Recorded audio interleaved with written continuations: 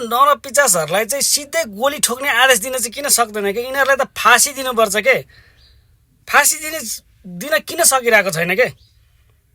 यदि सरकारले सक्दैन भने जनतामाझ ल्याइदिउँ। जनतामाझ यिनीहरूलाई त यसरी चिरी चाहिँ क्या, यिनीहरूलाई त गिद्धलाई के नुन खोर्सानी दलेर तडपाई मार्नुपर्छ के यस्ता नरपिचासहरूलाई।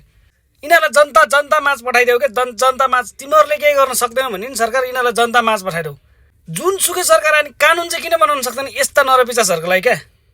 दिन प्रतिदिन हुँदैछ चाहिँ के क्या हाम्रो देशमा यो यस्ता नालायक कपुतहरूलाई त त्यो बढी भएको सम्पत्ति छ नि स्वाटै काटेर क्या नुन खोर्सानी दलेर अनि त्यहाँबाट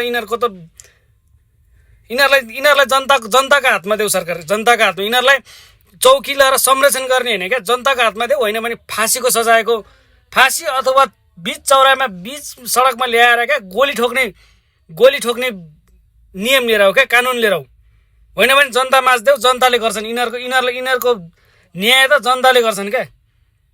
एउटा बालिका, एउटा संसार भनेको के थाहा नहुने बच्चालाई धरि यिनीहरूले नछोड्ने भनेपछि यस्तालाई चौकी लगाएर संरक्षण भइरहेछ क्या। यिनीहरू बाहिर निकाल्नुपर्छ। यिनीहरूलाई कानुनी कारबाही यो जन्म कैद यो त्यो केही पनि होइन, सिधै गोली ठोक्ने कानुन बनाउनुपर्छ।